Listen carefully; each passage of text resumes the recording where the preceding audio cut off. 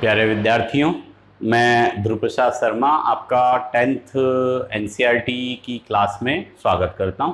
और आज मैं एक छोटा सा वीडियो देने जा रहा हूं जिसमें मैं जो आपको बता रहा हूं वो ये बताने जा रहा हूं कि कोई भी लिविंग ऑर्गेनिज्म जो सजीव है उसमें किस तरह से वो एनिमल का फॉर्मेशन होता है। तो देखिए, हम उसका ऑर्गेनाइजेशन की बात करें जिसे हम संगठन कहते हैं, तो उसकी बात करें तो वो एक बार समझते हैं जीव बनता है तो कैसे कैसे क्या बनता है। देखो, जीव का सबसे छोटे लेवल पर अगर कोई संरचना है तो वो संरचना होती है कोशिका।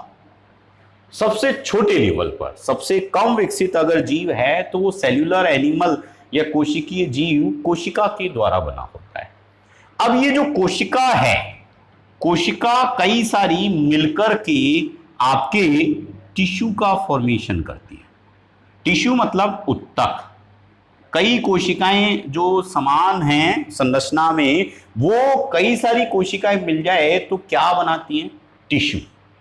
इस टिश्यू के द्वारा आगे कॉम्प्लेक्स फॉर्म में अगर हम बात करें तो ऑर्गन का फॉर्मेशन होता है जिसे हम अंग कहते हैं।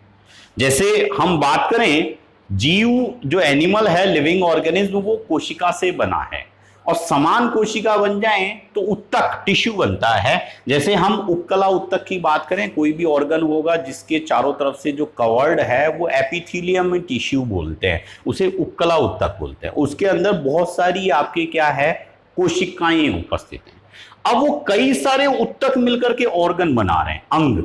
जैसे मैं बात करूं, मेरा ये एक अंग है हाथ। इस हाथ में क्या है? स्किन भी है, इसके अंदर बात करें बोन्स भी है, हड्डी, इसके अंदर टिश्यू उत्तक कई सारे हैं, इसके अंदर नर्व्स भी है, कई सारी चीजें मिलकर के ये ऑर्गन हाथ बना।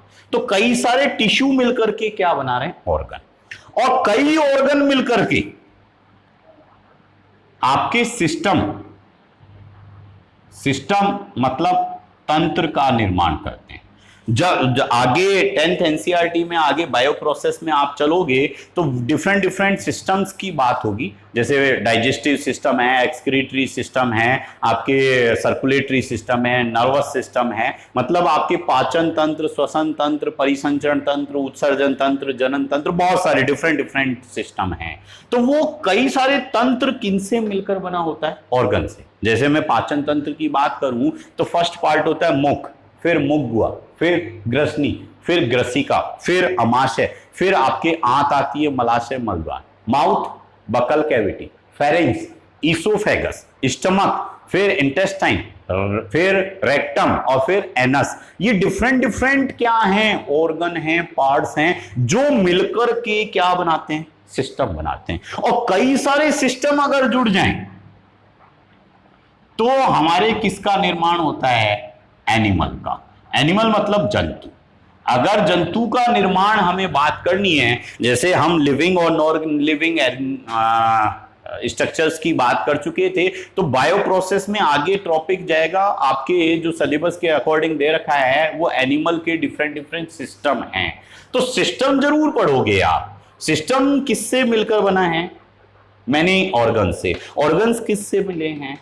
टिश्यू से। टिश्यू किससे मिला है? सेल से। तो देखो, हम जब यूनिट की बात करें, एनिमल की यूनिट मतलब इकाई, तो इकाई क्या है? सेल्स। तो सेल्स क्या है?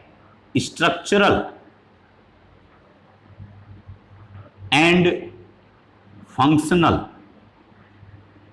यूनिट, जो आपके संरचनात्मक और क्रियात्मक इकाई की बात करें तो वो इकाई क्या होती है? आपकी कोशिका या सेल। तो ध्यान दीजिएगा, कोशिका या सेल जो है, मैं हर टर्म के पास में उसका हिंदी मीनिंग भी लिखता जा रहा हूं जिससे आपको कंफ्यूजन नहीं रहे। तो वीडियो में हम इसी तरह से देने की कोशिश करेंगे ताकि आपको क्लियर हो पाए। तो सेल जो है वो किसी भी लिविंग ऑर्गेनिज्म का स्ट्रक्चरल और फंक्शनल यूनिट भी कहलाती है। स्ट्रक्चरल फंक्शनल, जैसे मैं इतना बड़ा हूं, इसकी अगर स्ट्रक्चर की यूनिट बात करें तो वो एक यूनिट मतलब एक पार्ट, वो क्या होगा, सेल होगा। और यदि हम उसका फंक्शनल यूनिट की बात करें, जो एक्टिविटी हो रही है, क्रिया हो रही है, जैसे मैंने हाथ हिलाया तो हाथ बेसिकली हिला, तो उसकी यूनिट कौन सा काम कर रही है, वो काम फंक्शन जो कर रही है वो सेल कर रही है।